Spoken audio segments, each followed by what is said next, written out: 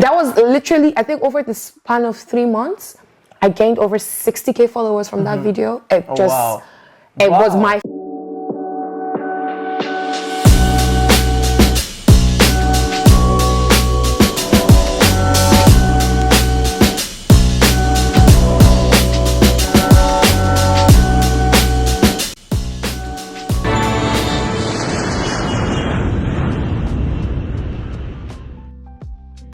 Hi guys, welcome back to the Immigrant Story page. As always, it's so good to know we still have you with us, and yeah, welcome to our episode 6. So today's episode is brought to you in collaboration with Jerry in Africa. So Jerry in Africa is actually an immigrant business that focuses on bringing the Nigerian taste of food to our African brothers within diverse societies and community outside of our home country. So today's episode is going to be featuring the one and only, can we get a drum roll? Ruths Rosy.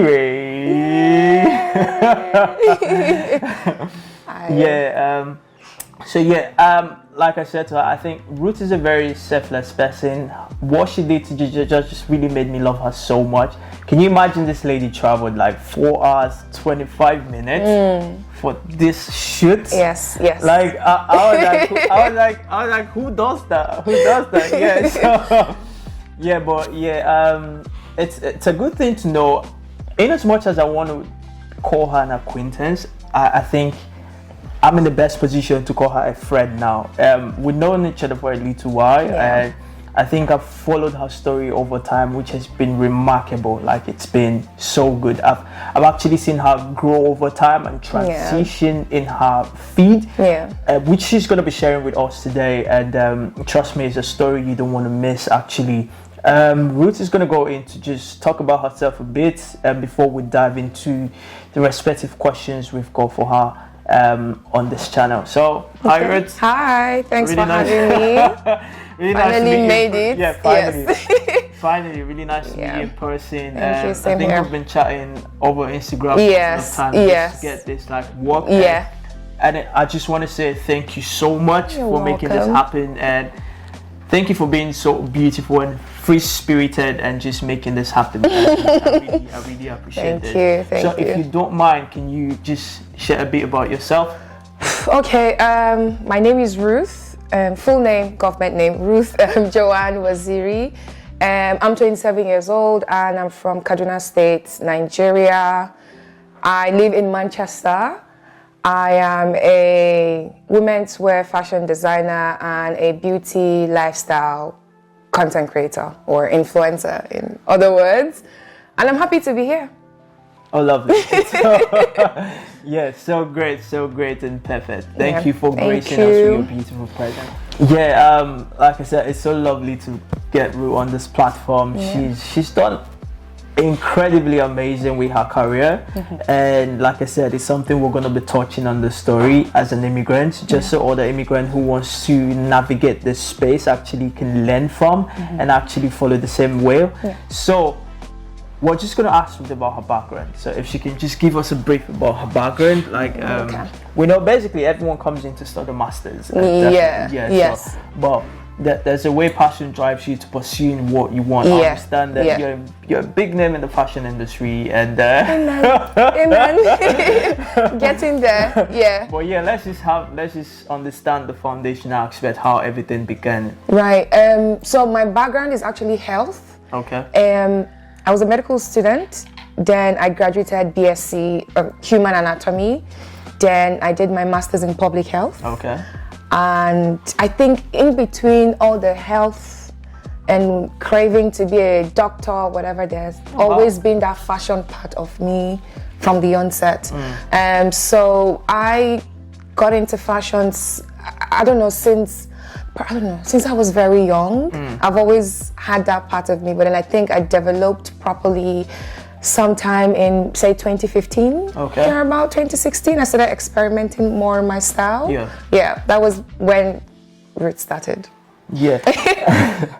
And to be honest, I think Ruth's as a name has actually become a brand. Yeah. Like I said, I'm someone that's always followed her and see how she's grown over time, working with massive brands such as Primark, Gap, the legendary Britney. Is it Britney? Britney Spears. Britney Spears. Yeah. Legendary Britney Spears, and seeing how, you know, growing from 5K to like almost 100K followers on Instagram, which means for someone to be in such a space, it actually means you're doing something right. You're actually pushing a value that people are actually interested in. Yeah. So if you're having such a number of followers as an immigrant, it means you're actually doing something right. So that's the reason we brought her on the platform, to actually understand what's that thing that she's doing right that people within the fashion industry can actually learn from as well. Yeah. And just like she said, it's something that has been a thing of passion, regardless of the fact that she studied human anatomy and public health. Yeah, public health. So it's always a thing that's actually been she's always passionate about. So we're gonna explore that part of her and just have an understanding how she's been able to like grow that brand over time. Yeah. As an immigrant in the UK. So we've already established the fact that fashion is a thing of passion from a very young age, and it's something you've built upon over time while getting a degree in public health. And we just want to explore how Ruths became a brand, because like I said, I've been following you for quite some time. I see what you're doing with yourself, how you're putting yourself out there and just creating a legendary and signature name for yourself. So we want to understand how Ruth became a brand. How did you start exploring the opportunity from your skill as a fashion designer or someone who's been like really passionate about fashion? I don't know if it's right to say Ruth has always been a brand, maybe, because I swear, like, I've always been like, I don't know, like an impressionable person. Okay. Like, you know me, like from uni, my friends know me. Ruth is that person that would wear a pink gladiator sandal and not care.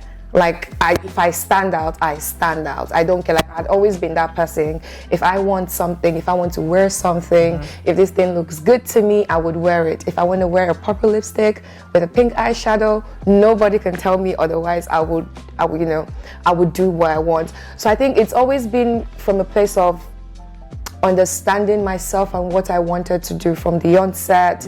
And I never really let people define me or people's opinions define me and that.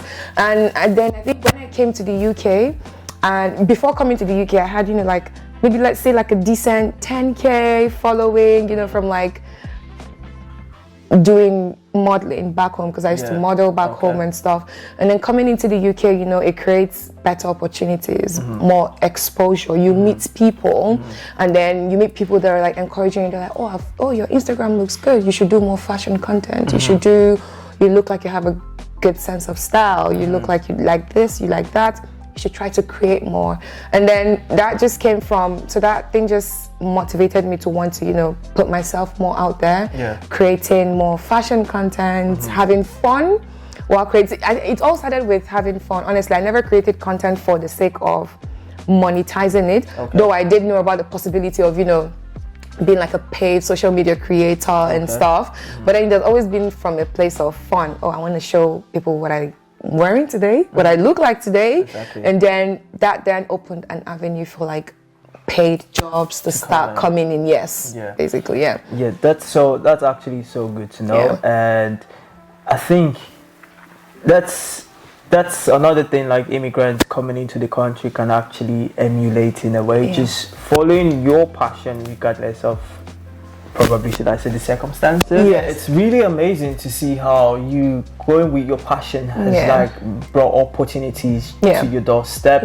When I mean opportunities to your doorstep, like open to working collaboratively with other brands, not just other brands, but massive brands within the UK. And I think most people we say it's not possible because you're an immigrant. But here you are just doing exclusively well.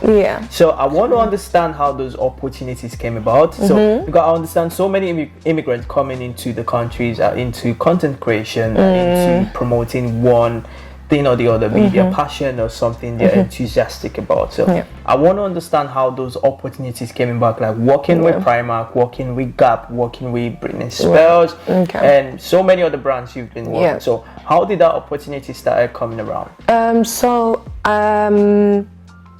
I think the more you do, how do I put this? I think the more you put yourself out there, the better your chances of getting recognized. I can tell you that, I mean, I've not been creating content for long like that, but for the good, say 1 full year when I started, there was nothing that was paid. And you know, people would assume that, oh, she must be making, you know, I would take my money and buy clothes from like ASOS just to tag them and get that recognition. And some people may think, oh, maybe she's getting paid for something or so, but it's usually dry, especially when you don't know people, you don't know, like you don't have that opportunity or the links to, you know, get to know the connections exactly.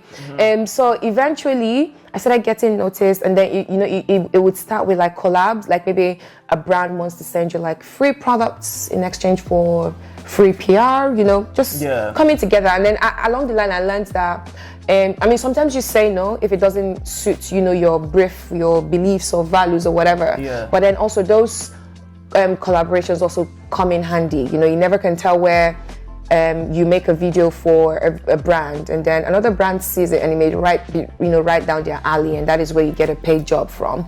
And then and also there's a family friend of mine, Mimi Labessa, who is she's an amazing creator. She's a mom of 2. Shout out to Mimi. Yeah, shout out to Mimi.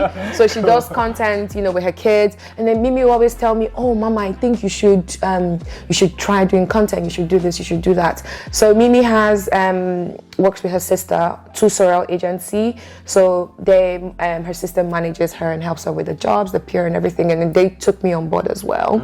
And then so basically my amazing manager, Destiny, she reaches out to brands, and then brands also can, you know, also reach out to Destiny for potential collaborations, paid jobs. But I also, you know, on my own end as a creator, also try to create videos relating to brands that I like, you know, just to put yourself you just basically always putting yourself out there. You never can tell the opportunity that, you know, can come from you just making one silly video and putting it up there, and you know, it just you never can tell where it lands. You never can tell where it lands. And I think she mentioned in one silly video just actually reminded me of like I said, I've been following her for quite some time. There's a video she did, I see it, I like it. I checked the price, I put it back. Exactly. I don't know if I should term that a silly video, but no, because the video was so out of. My friend Tosin had given birth, and she was like, oh, she wants to go to Selfridges and buy a few things. It was like her own push gift spoiling period. I was like, yeah, sure. I mean, you know me, I love to shop. Like, let's go.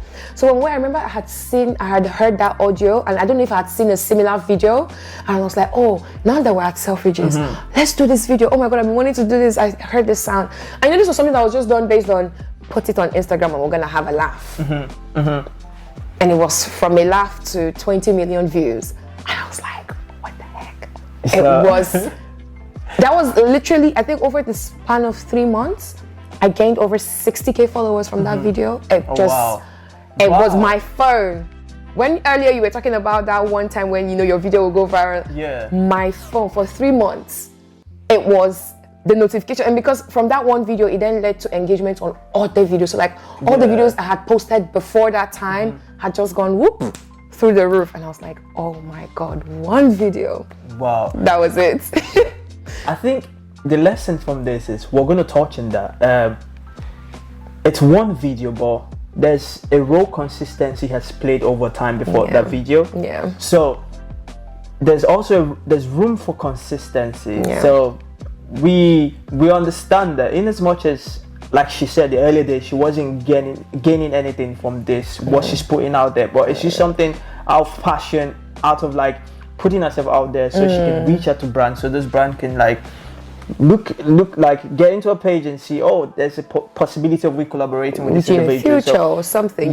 So let's talk about the place of consistency, regardless of the fact that you weren't paid over time, Yeah. but you were still very much consistent. Yeah. So how was that journey? I like, it goes back to passion. I enjoy these things. I enjoy creating videos, and the time, like when I was working like 9 to 5, I would wake up in the morning before work and I'm posting a video about my OOTD, like, and this is in real time because that is the outfit I'm wearing to work on that day. Yeah. So I will wake up, film myself getting ready for work.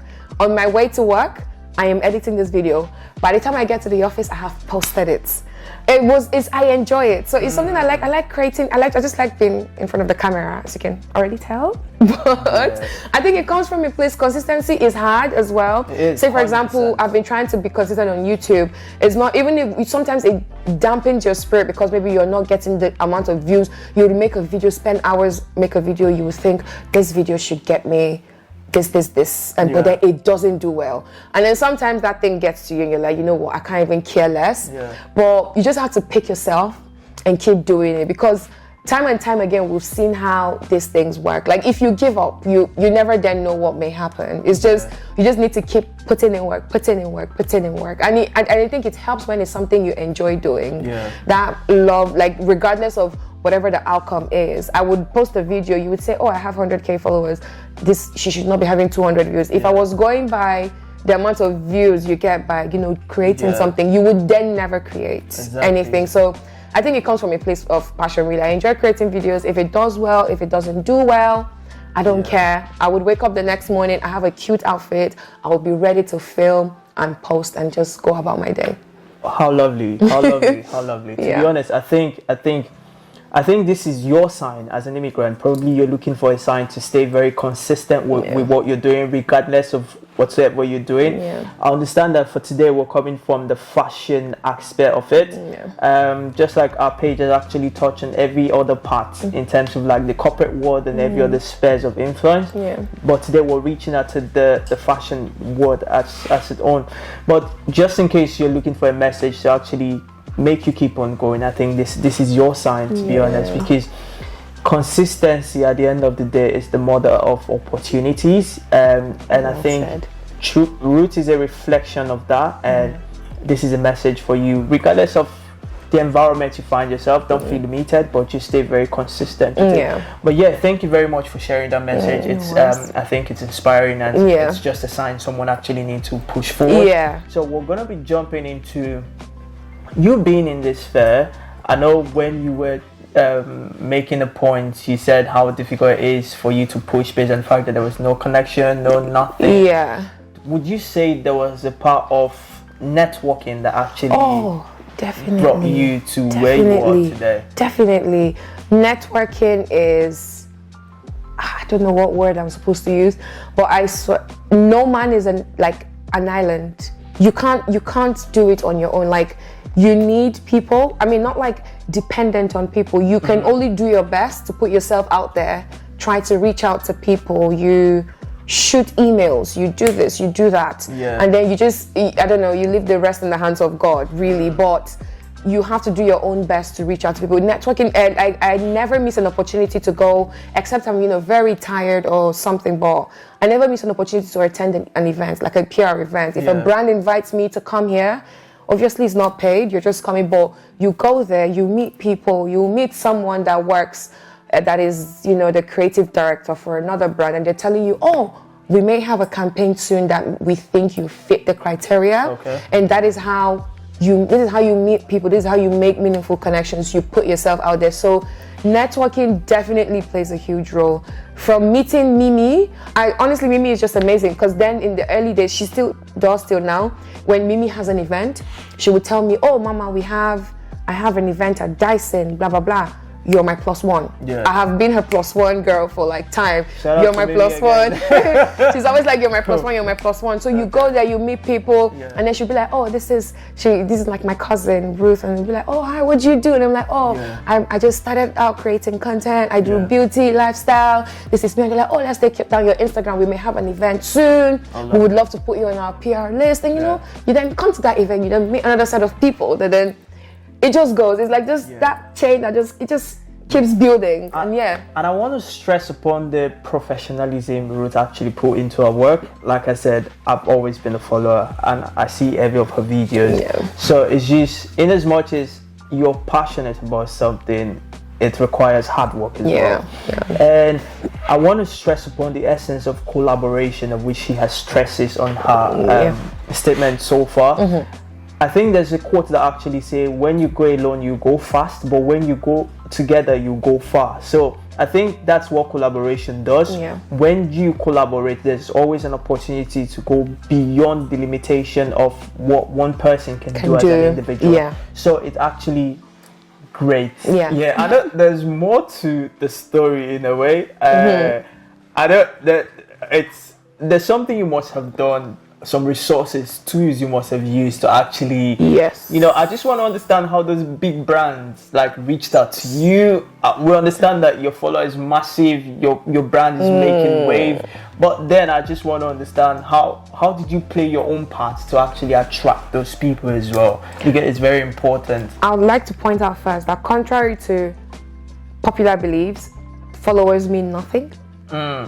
Okay. It honestly, I have seen people with way less followers work with way bigger brands. I myself, it's like I'm in a constant journey of rebranding every day, because you're trying to, you may have a niche, but you haven't perfected your craft or something. So it's never about, I've learned over the years, that it's never about following. It's about, you know, how even you could relate more with 10,000 people and have more engagement than you do with 100K that you're not able to even communicate across with, you know, properly. And also as a creator, you also try to, there's resources, there's applications that have been dedicated to you finding this kind of job. So you can go, for example, I would list Vamp, Takumi, which other one do I use? I can't even remember.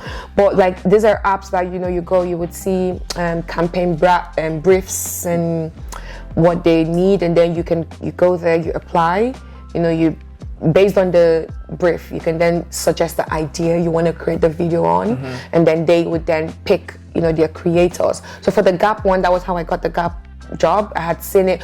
Actually, for the Gap one, I had received an email from the app, like one of the project manager for the app, for that campaign through the app. So I think they had, because you apply for so many things and you don't get any. So I honestly stopped doing stuff, like applying for jobs there. And then I got an email from someone telling me, oh, they had sent me an invite for this job. Can I have a look? And I was like, okay, that is strange. So I had gone, looked at the brief, then I applied, and I think they reviewed and then picked me.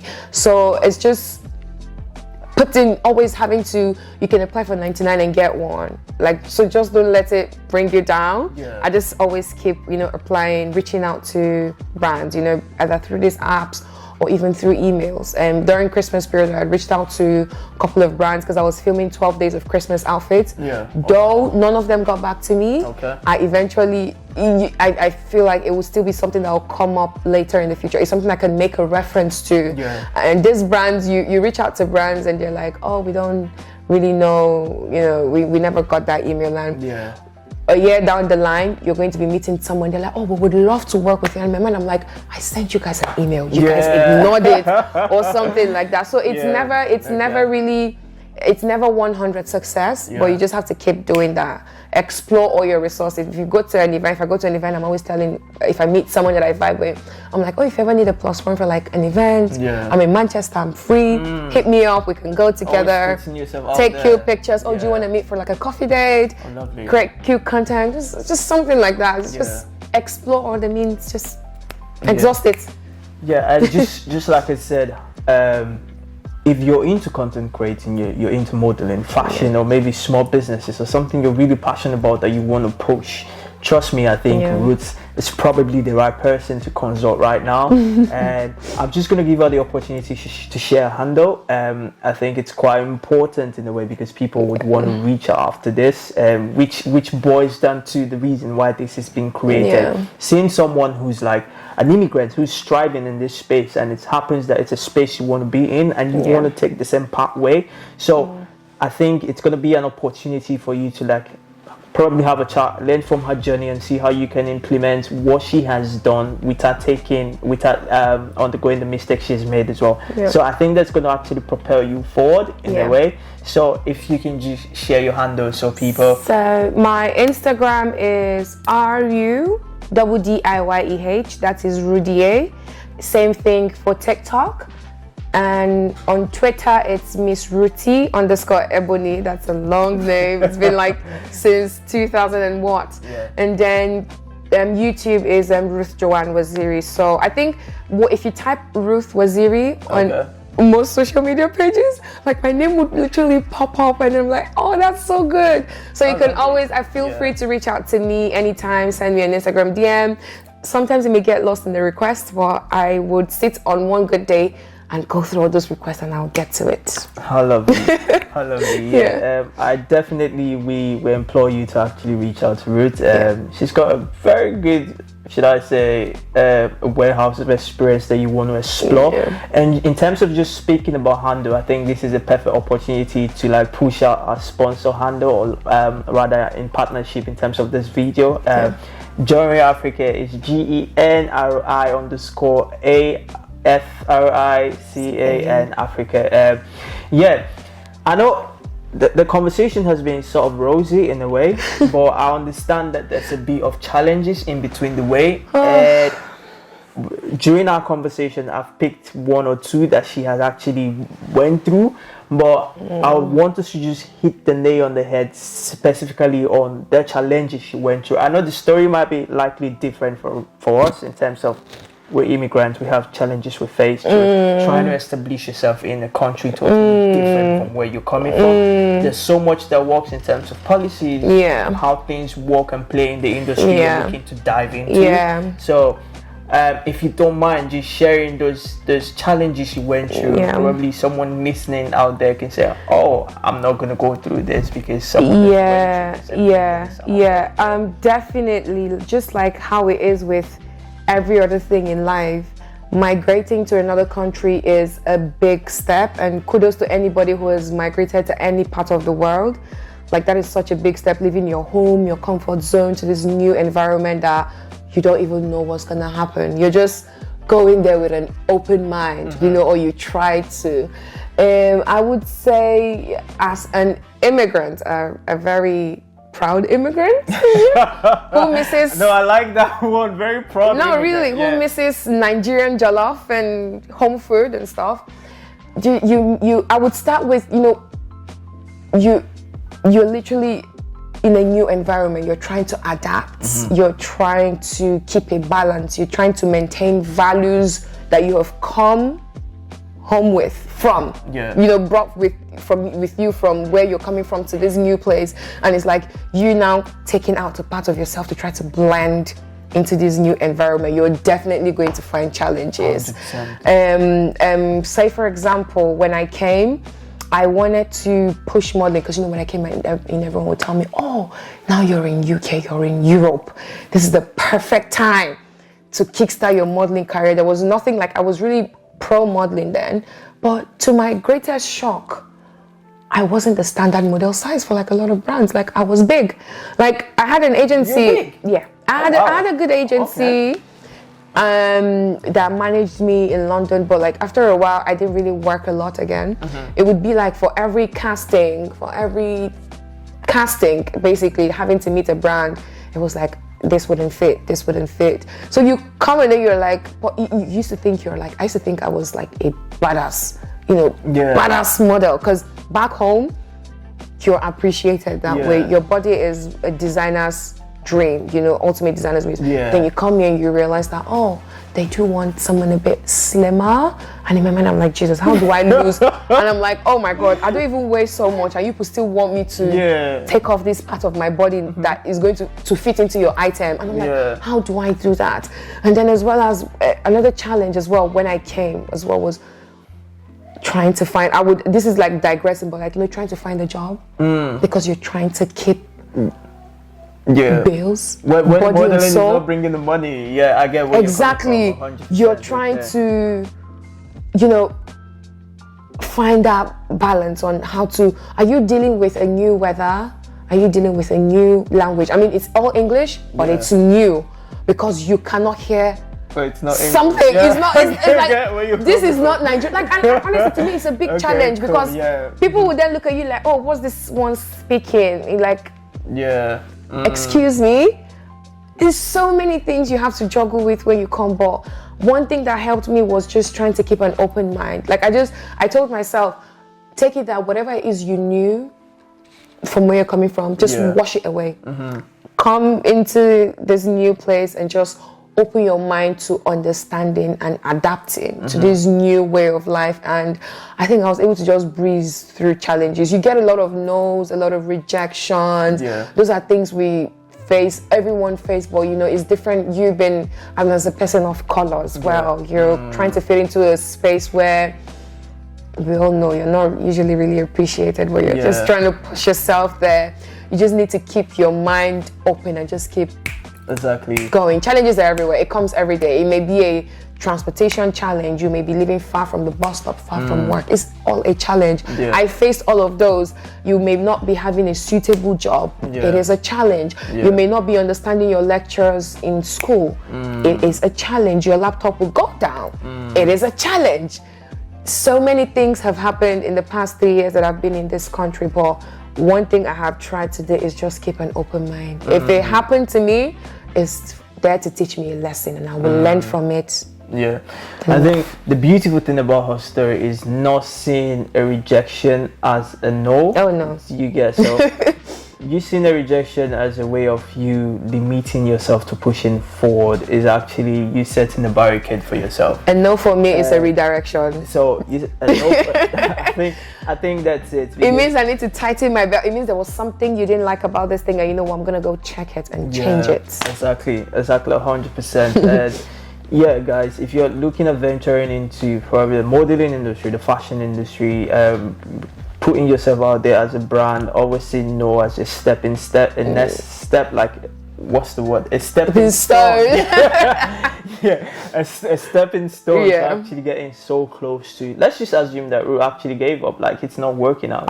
So you get those opportunities would not have come over time. We understand how passion is still very important because it's more like your propellant, even when you're like feeling tired and not wanting to go. But that adds up as well. So guys, thank you so much. But I've got a couple of questions for you more.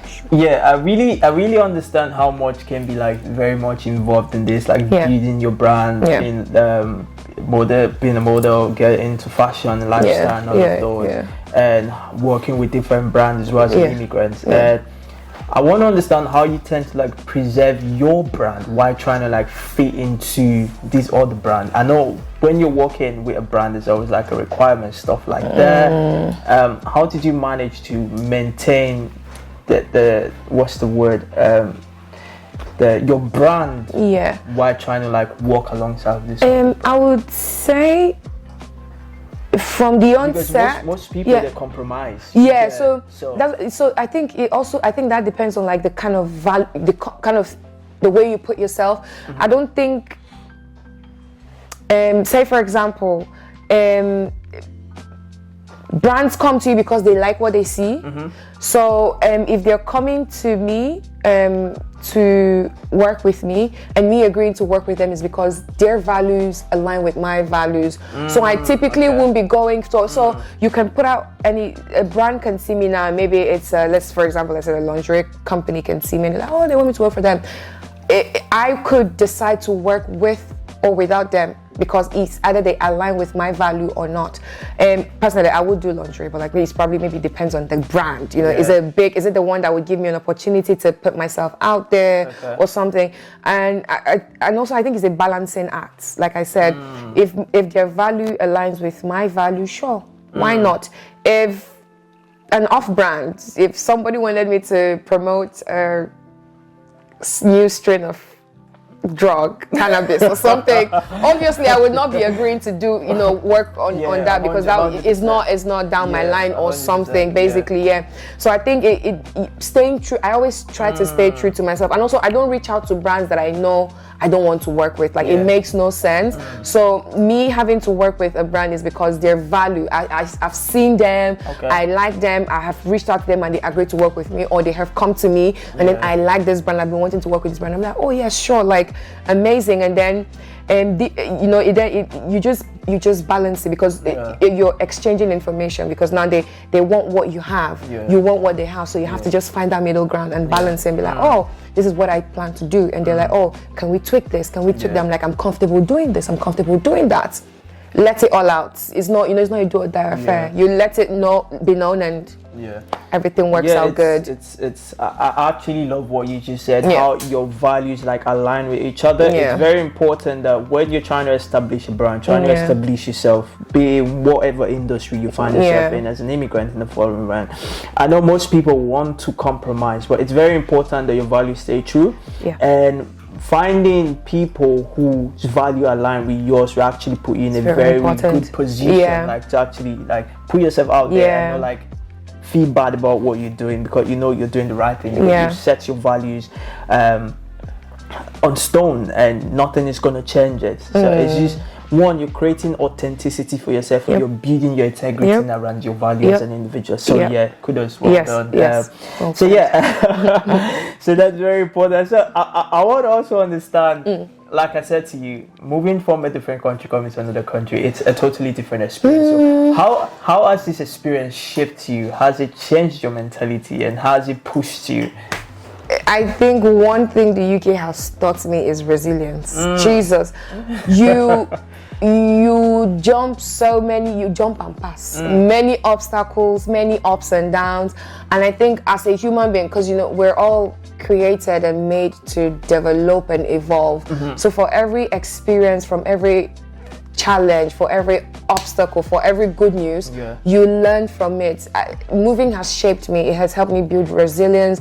It has made me more open-minded. There were things you would think you can't do or you never thought of considering, but when you go into things with open mind, you learn, you evolve.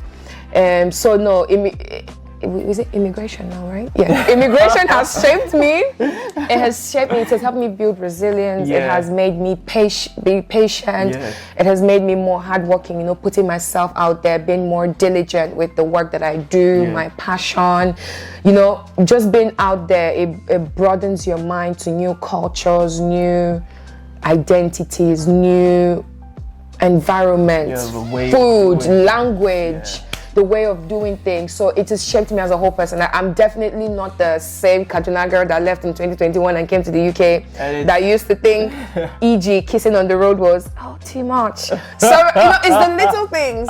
You can imagine my shock when I first saw that thing on the road. I'm like, Jesus Christ, my mommy would pass and buying this. It's just it's so many things you adapt to, and it has shaped me as a whole person. I'm definitely not the same person I was. I have grown. Emotionally, physically, spiritually, mentally. Yes, is in the UK you realize that there's something called mental health. Maybe back home then you'd never really take note to realize you're here and what is happening to your mind. Why do you have anxiety from nowhere?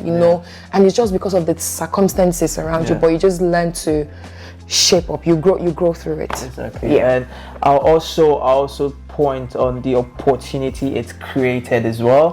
I'll always point back to the fact that I've seen a consistent growth in her career over time, in her brand over time, and I would say it's the environment, how it embodies opportunity as well. And definitely well done. It's actually been like a very remarkable moment with you sharing your experience, sharing your insight, and how you've grown over time, how you've built your brand, and how you've like transitioned in between space, working collaboratively with other brands to actually grow your brand. And actually features a story of resilience, features a story of consistency, and which is very important for everyone who's on the pathway to success.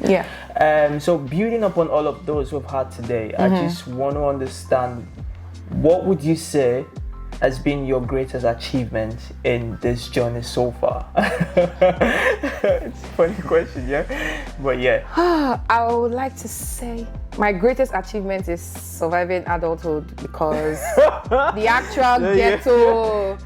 But no, I think so far over the past 3 years. It's been, you know, completing my master's. Completing my master's, obviously, starting my business. As you know, I'm launching my business properly, my fashion business. Tapping into those, you know, it's so weird dealing with things I never dealt with before, you know, hearing about registering a company, tax, business account. I'm like, oh my God, I'm at that age now, Jesus Christ. So like those parts, I know. And then also working with brands that I never really thought I would ever work with. You know, it never comes to your mind. I used to actually do e-com for Selfridges. Like I used to be a model for Selfridges and I used to be on their website. And I look at myself and I'll be like, oh my God, this is amazing. So like working with these notable brands has been, you know, one of my biggest achievements over the past couple of years, you know, working with Selfridges as a model and also as a creator for one of their beauty programs they had at some point, you know, Primark campaign, Gap, Marks and Spencer, you know, other notable, for every brand that, you know, I have worked with, collaborated with, has been, I always list them as notable achievements because it shows, you know, the hard work that I've put in, you know, was recognized, you know. Either I had reached out to them or they reached out to me. It shows that, you know, my value, you know, was appreciated and they wanted to work with me. So it has been amazing. Yeah, exactly. And I think there's this thing they always say, I'm actually forgetting the line. The pay is getting bigger, something like that. In Nigerian slang? Yeah, it's a Nigerian slang, something like that. I think based on the fact that your value over time is increasing based on the brand you've been working with. I don't want to be impartial, but what's the biggest brand would you say you've worked with so far? I don't know if we're talking in terms of money. The one that paid me well, the highest paid one, I would say it is Primark. Yes. Because I don't know if I would compare. I don't know if I'll say Primark is bigger than Gap or Britney Spears but yes. In terms of like the biggest, you know, it was a 3-month contract to create for them for 3 months. Yeah, that was the biggest one. Yeah. Lovely. It's actually good to know and good to see. Definitely. One more last question is going to be, there's so many persons who are actually envisaging themselves to be on the same space, probably if not now, in 2 years time, 3 years time and all of that. What it's going to be like, the advice, I think you would be in a better place to like, you know, throw one or two advice or like initiative to other immigrants who are wanting to jump on this delve into this wealth of wisdom in the same space in a way. Where do I start from? I'm sounding like a typical Nigerian now. I would just say, just do it. Honestly, just do it, because you never know if it works out or not. Just do it. If there is something, I've realized that if there is something you love, if there is something you love doing, just do it. Like I would tell you, there is never a perfect time. Like if you keep waiting for a perfect time to do something, there would never ever be a perfect time. You just need to, with the little resources you have, just start doing it. If you want to, people make so much money from fashion content creation lifestyle. Look, I've heard about people's paychecks on one-off jobs, and I'm like, Jesus Christ. Like, and this is me not doing this because I was thinking my room is not aesthetically pleasing. My room is not, I don't have white sheets. I don't have white IKEA furniture. Just do it. From that little corner of your room, there is someone out there looking for that same exact thing you're worried about, you're scared of, is that same thing that someone out there is looking for, you know, organic originality. Just whatever it is you think you want to do, just go for it and just try to be consistent. Just give it your best, because I'm the kind of person, I hate those what ifs. Like what if I had gone for this event, I would have made that thing. Kills me. So if I have the opportunity to do something, I do it. If it's bad, I learn from it. If it's good, I apply it and apply more pressure.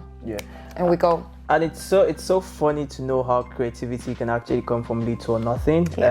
It must not really be in a very perfect state for it to be outstanding. It's actually how you put in those little thoughts to build something really important and informative and probably transformative out of it. So, but well done so much. And I think I've actually had a good time just going through your journey and understanding your challenges and see how you tend to pave your way out of all of this. It's inspiring to me, and I believe it's also inspiring to the audience who are actually watching as well.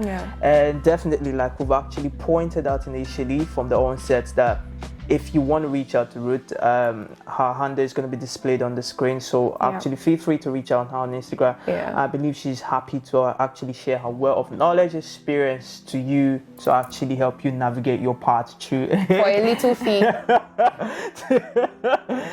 Just joking. Maybe you give them my name so it's a discount. Yes, 20% off with the code Sammy. So but guys, thank you so much for watching. Really appreciate your time. But do what to subscribe, do what to like, do what to share. It's very important. It's a very informative session, and people are craving for this information, this knowledge. So you're going to be helping someone when you share this video. And don't forget, like I said, this video was brought to you in collaboration with Jerry in Africa, which is an African food brand. Who can be present in every of your occasion. The handle is still going to be displayed on here, so feel free to reach out to them. And thank you so much. But on to the next episode. It's me saying goodbye for now. And Ruth, is there any, I want to say last word of wisdom? Words of wisdom. But stay true to yourself. Stay true to yourself. But thank you very much, guys. See you in the next episode. Peace.